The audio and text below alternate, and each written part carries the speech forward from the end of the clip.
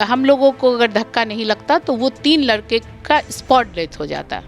तो उन लोगों को बचाने के चक्कर में मेरी गाड़ी पलट गई। मैंने अभी ये जो स्कॉर्पियो 10 लग्जरी गाड़ी है 1 महीने पहले, जस्ट 1 महीने पहले ली थी। इसमें दावा किया गया था कि 6 एयर बैलून होते हैं, लेकिन उसका कोई सेंसर काम नहीं किया और एक भी एयर बैलून उसमें नहीं खुला। मैं तो आज भी देखती हूँ कि हर जगह मेरा नाम का बोर्ड लगा है। बहुत तो जगह ने तो विपक्षियों ने मेरा बोर्ड तोड़ना शुरू कर दिया है, लेकिन इससे कोई फर्क नहीं पड़ता है। क्या आपको लगता है कि बेनीपट्टी विधानसभा क्षेत्र से और भी कोई हैं जो कांग्रेस के विधायक या के पद के दावेदार हैं कांग्रेस की तरफ से? 2008 में मेरे पिताजी की मृत्यु हुई थी। 2010 के चुनाव में भी लोगों ने दावेदारी दी थी, बैनर पोस्टर के साथ दिल्ली जाकर दावेदारी दी थी। 2015 में भी लोगों ने दावेदारी दी थी, बैनर पोस्टर के साथ दिल्ली जाकर दावेदारी दी थी। 2020 में भी लोगों ने दावेदारी नहीं छोड़ी थी और 2025 के लिए भी लोग दावेदारी करेंगे। तो उसको मैं दावेदारी नहीं मानती हूँ। उसके लिए कुछ काम करना होता है, या तो आपके पुरखों ने आपके लिए कुछ किया हो या आपने कुछ किया हो पार्टी के लिए। तो बैनर पोस्टर तो आप कहिए ना, कल मैं भी आपका दावेदारी में मैं ही पोस्टर लगवा देती हूँ कि बीजे विकास जी बेनीपट्टी से संभावित उम्मीदवार हो सकते हैं। तो इसके लिए क्या करेंगे आप? मैं जो नहीं करा सकी, आज 2 साल बीत जाने के बाद एक छोटा सा काम है जो महिला चिकित्सक नहीं है, उसको तो छोड़िए, कोई एक ऐसा काम, आप वहाँ के वासिंदे हैं, आप वोटर भी हमारे रहे हैं, मतलब हैं, और कोई ऐसा कोई मजबूत काम जो वहाँ हुआ हो। अगर राहुल जी के प्रो में एक लाइन बोल देते हैं, उनके यहाँ देखिए ईडी पहुँच जाती है। भाजपा के खिलाफ कोई बोल देता है, उनके यहाँ ईडी पहुँच जाती है। तो ये हिटलर शाही हो गई है। हमारे साथ अभी बेनीपट्टी विधानसभा क्षेत्र से पूर्व विधायक, कांग्रेस के पूर्व विधायक भावना झा हैं, जिनके बारे में कल एक खबर आई थी कि यह सड़क दुर्घटना में जख्मी हो गई थी। इनका वाहन सड़क किनारे पलट गया था। जो तस्वीरें थी वो सभी को विचलित कर रही थी और लगातार सभी लोग इनके बेहतरी के लिए कामना कर रहे थे। तो इनके साथ जो घटना हुई उसके बारे में इनसे तो जानकारी लेंगे ही। सबसे पहले इनका स्वागत करते हैं, साथ ही जो राजनीतिक घटनाक्रम कांग्रेस के साथ हुई है और आगामी जो चुनावी सरगर्मी है लोकसभा और विधानसभा को लेकर के, इस पर भी इनसे प्रतिक्रिया लेंगे। सबसे पहले स्वागत करते हैं भावना जी का। भावना जी, आपका BNN न्यूज़ में स्वागत है। बहुत बहुत धन्यवाद। आप लोगों ने मेरे लिए प्रार्थना की और मैं आपके सामने सुरक्षित हूँ। आप सबका धन्यवाद करती हूँ। सबसे पहले ये जानना चाहेंगे, कल जो घटना हुई थी वो किस वजह से हुई थी अचानक? क्योंकि जो तस्वीरें थी वो विचलित कर रही थी। सड़क किनारे आपका जो वाहन था वो पलट गया था, आपके साथ जो अंगरक्षक ड्राइवर थे वो भी बुरी तरह जख्मी हुए थे, और आपकी स्थिति कैसी थी? देखिए, कल हमारे पार्टी का हाथ से हाथ जोड़ो जो कार्यक्रम पूरे बिहार में सभी ज़िले पे करना था। मैं सीतामढ़ी ज़िले की प्रभारी थी और मुझे सीतामढ़ी में कल कार्यक्रम करना था। तो मुझे रून्नीसैदपुर में रुकना था। मैं वहाँ पार्टी ऑफिस में रुक के लोगों से मिल के और सीतामढ़ी की तरफ जा रही थी। संजोग से सामने से एक बाइक पे 3 लड़के आ रहे थे, जो मेरी गाड़ी के पास आते ही उन लोगों ने यू टर्न लिया। और अगर मेरा ड्राइवर हम लोगों को अगर धक्का नहीं लगता तो वो 3 लड़के का स्पॉट डेथ हो जाता। तो उन लोगों को बचाने के चक्कर में मेरी गाड़ी पलट गई और हम सभी लोग जख्मी हुए। लेकिन आप लोगों के दुआ से, ऊपर वाले के आशीर्वाद से आपके सामने सुरक्षित हूँ। लेकिन आप सरकारी सहायता कैसी रही? सरकारी सहायता मैं आप लोगों के माध्यम से माननीय मुख्यमंत्री जी और मुख्यमंत्री ऑफिस का धन्यवाद करती हूँ कि उनके यहाँ खबर होते ही जिलाधिकारी महोदय को खबर गई, SP साहब को खबर गई और उन्होंने त्वरित सहायता मुझे प्रदान किया और एम्बुलेंस भिजवाए। फिर हॉस्पिटल जो मेरे ये ड्राइवर और PA साहब घायल हुए थे, हम लोग सबको लेकर गए और वहाँ जितनी भी तरह की सुविधा थी हमें प्रदान किया गया और मुझे बहुत अच्छा लगा। कल मैं पहली बार सदर हॉस्पिटल सीतामढ़ी गई थी, वहाँ बहुत अच्छा इंतज़ाम था और DM साहब खुद भी वहाँ साथ साथ थे और उन्होंने पूरी देखभाल की। मैं आपके माध्यम से मैं महिंद्रा कंपनी के बारे में एक बात कहना चाहूँगी कि मैंने अभी ये जो स्कॉर्पियो 10 लग्जरी गाड़ी है 1 महीने पहले, जस्ट 1 महीने पहले ली थी। इसमें दावा किया गया था कि 6 एयर बैलून होते हैं, लेकिन उसका कोई सेंसर काम नहीं किया और एक भी एयर बैलून उसमें नहीं खुला। तो पता नहीं ये कंपनी लोग दावा कुछ और करके इतनी महंगी गाड़ी बेचते हैं और उसमें से होता कुछ नहीं है। तो मैं आपके माध्यम से महिंद्रा कंपनी से भी पूछना चाहूँगी और लोगों को भी बताना चाहूँगी कि इस पर जो है कंपनी से सवाल जवाब होना चाहिए। इसके अलावा ये जो घटना हुई इनके साथ, इसके बारे में उन्होंने बताया कि वो स्वस्थ हैं फिलहाल। सभी लोगों की दुआएं काम आई हैं। इनके साथ जो लोग थे वो थोड़ा बहुत घायल हुए हैं, वो भी इलाजरत हैं, उनकी भी इलाज चल रही है, वो लोग बेहतर स्थिति में आ रहे हैं। भावना झा का राजनीतिक क्षेत्र जो है वो बेनीपट्टी रहा है। बेनीपट्टी विधानसभा इनका राजनीतिक एक तरह से विरासत रही है। पिताजी इनके विधायक रहे हैं पूरे यहाँ पे, और शिक्षा मंत्री भी वो विधायक निर्वाचित होने के बाद बने थे। तो उसके बाद जो जिम्मेदारी, राजनीतिक विरासत इनके जिम्मे आई और इन्होंने बखूबी उसे निभाने की कोशिश भी की। विधायक भी निर्वाचित हुए, हालांकि पिछले बार इनको हार का सामना करना पड़ा था।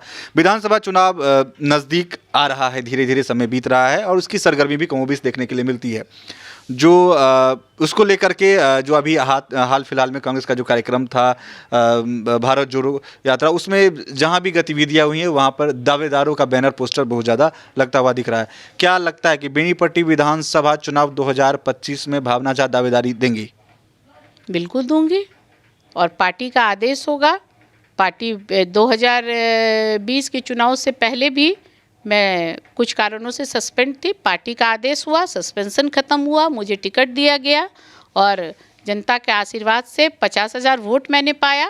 हार जीत तो लगी रहती है और मैं 2025 में भी दूंगी, और पार्टी का मुझे पूर्ण विश्वास है कि अपना समर्थन 2010, 2015, 2020 की तरह 25 में भी मुझे देगी और मैं चुनाव लड़ूंगी। मैंने काम किया है, आज नहीं तो कल उस चीज़ को अभी भी लोग बेनीपट्टी में समझ रहे होंगे कि जिस तरह से जुगेश्वर झा जी ने काम किया था, उसके बाद भावना झा ही ने उनके लिए काम किया है। और मैं आपको बता देती हूँ कि मैंने विधानसभा बेनीपट्टी ब्लॉक में जो रोड मैं आज तक पास करवा के आई थी, उस रोड पे 2 रोड पर छोड़ के आज तक काम भी शुरू नहीं हुआ है। काम पे हम आते हैं, इसके बाद काम पे आपसे सवाल लेंगे। जो दावेदारी की बात की है आपने, 2025 में विधानसभा में दावेदारी कांग्रेस की तरफ से अगर आपको मिलती है, आदेश मिलता है, तो आप दावेदारी देंगी। क्या आपको लगता है कि बेनीपट्टी विधानसभा क्षेत्र से और भी कोई हैं जो कांग्रेस के विधायक या के पद के दावेदार हैं कांग्रेस की तरफ से? नहीं, मुझे तो नहीं लगता है ऐसा कोई है जिसने काम किया हो, जिसके परिवार और पुरखों ने काम किया हो, जो खुद वहाँ कुछ काम कर रहा हो। ऐसा तो मुझे कोई नहीं लग रहा है, न पार्टी के सामने कोई ऐसा व्यक्ति है। और इच्छा बहुतों की होती है, तो उसमें हम आप तो किसी को जोड़ नहीं सकते हैं। और वहाँ अच्छा, हमारे गठबंधन के दोनों ब्लॉक में बहुत अच्छा तालमेल है और मैं वहाँ पे अपने आप को सुरक्षित महसूस करती हूँ। आप 2025 को लेकर के कांग्रेस के तरफ से दावेदारी पर भले ही उसको नकार रही हो कि दावेदारी नहीं हो, लेकिन दावेदारी तो है। बेनीपट्टी क्षेत्र में कांग्रेस का कार्यक्रम होता है, वहाँ के तमाम बैनर पोस्टर चौक चौराहों पे जब लगते हैं, तब ये साफ प्रतीत होता है कि कांग्रेस की तरफ से और भी दावेदार हैं जो टिकट की चाह रखते हैं, जो चाहते हैं कि कांग्रेस उन पर भरोसा करे और उनको विधानसभा चुनाव में उम्मीदवार बना करके पेश करे। विकास जी, मैं समझती हूँ कि आप हाथ से हाथ जोड़ो कार्यक्रम जो बेनीपट्टी में हुआ था, पार्टी ने मुझे मौका दिया। मुझे अच्छा लगा कि मैंने अपने विधानसभा क्षेत्र में लोगों का इंतज़ाम किया, लोग वहाँ 2 दिन तक रहे और अपनी यात्राएं की। और जहाँ तक बैनर पोस्टर और दावेदारी की बात करते हैं, तो बैनर पोस्टर तो 1 नहीं, 2 नहीं, 10 रहता है। आप कहिए, कल से भी मैं ये कर देती हूँ, लगवा देती हूँ ढेर सारा बैनर पोस्टर। जहाँ तक दावेदारी की बात है, 2010 में भी, 2008 में मेरे पिताजी की मृत्यु हुई थी, 2010 के चुनाव में भी लोगों ने दावेदारी दी थी, बैनर पोस्टर के साथ दिल्ली जाकर दावेदारी दी थी। 2015 में भी लोगों ने दावेदारी दी थी, बैनर पोस्टर के साथ दिल्ली जाकर दावेदारी दी थी। 2020 में भी लोगों ने दावेदारी नहीं छोड़ी थी और 2025 के लिए भी लोग दावेदारी करेंगे। तो उसको मैं दावेदारी नहीं मानती हूँ। उसके लिए कुछ काम करना होता है, या तो आपके पुरखों ने आपके लिए कुछ किया हो या आपने कुछ किया हो पार्टी के लिए। और पोस्टर तो, बैनर पोस्टर तो आप कहिए ना, कल मैं भी आपका दावेदारी में मैं ही पोस्टर लगवा देती हूँ कि बीजे विकास जी बेनीपट्टी से संभावित उम्मीदवार हो सकते हैं। तो इसके लिए क्या करेंगे आप? इन सब बातों को यही ख़त्म करते हैं। पिछले चुनाव में आपको हार का सामना करना पड़ा था और आप क्षेत्र में इस बीच में लगातार गई हैं। काम के बारे में अगर तुलनात्मक अध्ययन की बात करें तो क्या लगा है कि जो काम हुआ था आपके कार्यकाल में और फिलहाल का जो कार्यकाल का जो वक्त बीता है, क्या अंतर देखती हैं? काम हुआ है? विकास जी, मैं तो कुछ अपने स्वास्थ्य कारणों से कुछ दिन से नहीं जा रही थी, क्योंकि कोविड में मैं बीमार थी और उसका साइड इफ़ेक्ट्स मुझे था। और अभी मैं पिछले 2-3 महीनों से जाना शुरू की हूँ। बीच बीच में जाती थी, ऐसा नहीं था कि नहीं जा रही थी, लेकिन पब्लिकली जाना शुरू की हूँ। तो मुझसे, लेकिन मैं आपसे पूछती हूँ, आप भी वहीं के रहने वाले हैं, क्या आप मुझे बताएंगे कि मेरे कार्यकाल के बाद कोई एक ऐसा काम जो महत्वपूर्ण काम, वहाँ पर ये 2 साल से ज़्यादा का समय बीत गया है, कोई ऐसा कोई महत्वपूर्ण काम हुआ हो वहाँ पे? मैं एक छोटा सा क्वेश्चन पूछती हूँ, मैं भी लड़ाई लड़ी, मैं नहीं करा सकी। बेनीपट्टी जो अस्पताल है वहाँ महिला चिकित्सक नहीं है, मैं महिला विधायक भी थी, लेकिन आज तक एक छोटा सा ये काम है, मुझे आज भी दुख हो रहा है कि मैं जो नहीं करा सकी, आज 2 साल बीत जाने के बाद एक छोटा सा काम है जो महिला चिकित्सक नहीं है, उसको तो छोड़िए, कोई एक ऐसा काम, आप वहाँ के वासिंदे हैं, आप वोटर भी हमारे रहे हैं, मतलब हैं, और कोई ऐसा कोई मजबूत काम जो वहाँ हुआ हो? मैं तो आज भी देखती हूँ कि हर जगह मेरा नाम का बोर्ड लगा है, बहुत तो जगह ने तो विपक्षियों ने मेरा बोर्ड तोड़ना शुरू कर दिया है, लेकिन इससे कोई फ़र्क नहीं पड़ता है कि लोग जानते हैं कि कौन सा काम किसका। आज भी वही पुल बना है दामोदरपुर का जो मैंने पास कराया था, वही एक मेन काम है जो पास कराया हुआ मेरा ही पुल था, वो आप डेट के साथ देख सकते हैं। तो लोग भी अब सोचते हैं, कहते हैं, लेकिन मुझे थोड़ा आराम करने का लोगों ने मौका दिया है, तो फिलहाल मैं उनके साथ साथ जुड़ी हूँ, घूमती हूँ और आराम कर रही हूँ। इसके अलावा हम इनसे जानना चाहेंगे कि जो राजनीतिक घटनाक्रम है कांग्रेस के साथ बीत रही है, क्योंकि कांग्रेस के जो नेता है राहुल गांधी, जिनके नेतृत्व में कांग्रेस आगे बढ़ने की कोशिश कर रही है, कवायद की जा रही है, उनकी सांसद की सदस्यता ख़त्म कर दी गई। जो वजहें रहीं वो कानूनी वजहें थी, लेकिन जो राजनीति है इस पर लगातार उबाल मार रही है। इस पर प्रतिक्रिया लेना चाहेंगे, क्योंकि जिस तरह से राहुल गांधी और कांग्रेस अब नरेंद्र मोदी सरकार और अडानी प्रकरण को एक साथ जोड़ करके देख रही है, इस पर आने वाले भविष्य में कांग्रेस और भी हमलावर होती हुई नजर आएगी। तो राहुल गांधी के साथ जो घटनाक्रम हुआ है, राहुल गांधी की जो सदस्यता खत्म कर दी गई, इसको किस तरह से आप देखते हैं? विकास जी, राहुल जी पर हम लोग बात करते हैं, लेकिन मैं राज्य सरकार के अलावा, जिला प्रशासन के अलावा, कल जो मेरे साथ घटना हुई, मैं पूरे अपने सीतामढ़ी कांग्रेस परिवार का, वहाँ के विधायक रहे अमित कुमार टुन्ना जी और उनके समर्थकों का, और जो वहाँ अस्पताल के चिकित्सक लोग थे उनका भी धन्यवाद करना चाहती हूँ कि कल मैंने जो उनसे सहयोग पाया, मैं आशा करती हूँ कि भविष्य में ऐसा ही सहयोग एक दूसरे को अगर मिलता रहे तो किसी को कोई परेशानी नहीं होगी। और अब मैं बात करती हूँ राहुल जी के बारे में, जो आपने प्रश्न किया है। राहुल जी सत्य के साथ चलने वाले लोग हैं, राहुल जी निडर हैं। ये जो मोदी जी की सरकार है, वो जब हर चीज़ से डरने लगती है तो उनका रहता है कि हम हर चीज़ को उलझा के अपनी काम को निकालें। क्या राहुल जी ने गलत कहा था? अडानी जी के बारे में जब क्वेश्चन किया गया संसद में, तो उनको बोलने नहीं दिया गया। उनका जो है किसी लक्ष्य, किसी एक मोदी के लिए नहीं, मोदी के लिए था। तो वो जो आप ये जो करके भाजपा की सरकार है गुजरात में, मैं न्यायालय और न्यायाधीश पे नहीं जाना चाहती हूँ, उनका मैं सम्मान करती हूँ, लेकिन जिस तरह दबाव की राजनीति हर जगह बनती है, भाजपा में सब कोई बहुत ईमानदार है। आज तक भाजपा के किसी भी नेता पे, किसी भी उनके जो व्यावसायिक बंधु हैं, जो जाने माने बंधु हैं, उन पे क्यों नहीं ईडी का छापा पड़ा है? राहुल जी के जो लोग समर्थक हैं, अगर राहुल जी के प्रो में एक लाइन बोल देते हैं, उनके यहाँ देखिए ईडी पहुँच जाती है। भाजपा के खिलाफ कोई बोल देता है, उनके यहाँ ईडी पहुँच जाती है। तो ये हिटलर शाही हो गई है। तो कांग्रेस पार्टी हर चीज़ से लड़ने के लिए तैयार है। नरेंद्र मोदी जी का हर एक आतंक से वो सामना करने को तैयार है, और भविष्य में हमारे नेता, कल भी राहुल गांधी थे, आज भी राहुल गांधी है और कल भी राहुल गांधी रहेंगे।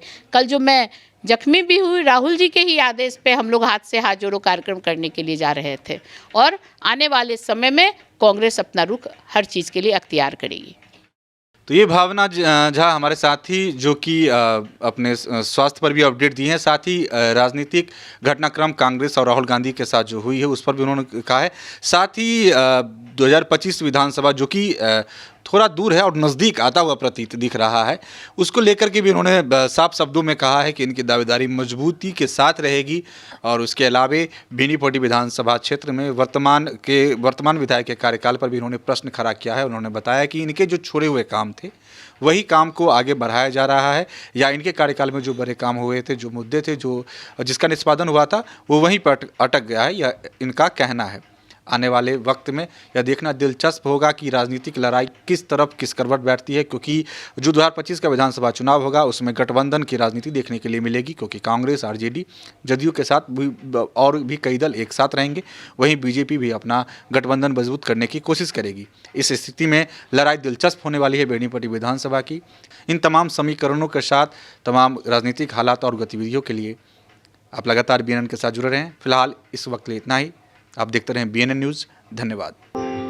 अरे पापा, सुबह सुबह इतनी ध्यान से क्या पढ़ रहे हैं? अरे बेटा, वो आज बजट आया है ना, तो बस उसी के बारे में देख रहे हैं कि क्या क्या बदलाव आया है। और कहाँ चले इतनी सुबह सुबह तैयार होकर? वो थोड़ा काम आ गया था तो दरभंगा जाना पड़ेगा। वैसे कैब बुक कर ली है तो गाड़ी जो है ना कभी भी आती है। अरे एक गाड़ी से जो जाएगा तो खर्चा नहीं बैठेगा बहुत? अरे बाबूजी, देश का बजट कैसा भी हो लेकिन आर्या गो हमेशा हमारे बजट में ही रहता है। अब कभी भी सहरसा से दरभंगा या दरभंगा से सहरसा जाना हो तो बुक करो सिर्फ आर्या गो, वो भी मात्र 1699 रुपए में। नियम एवं शर्तें लागू।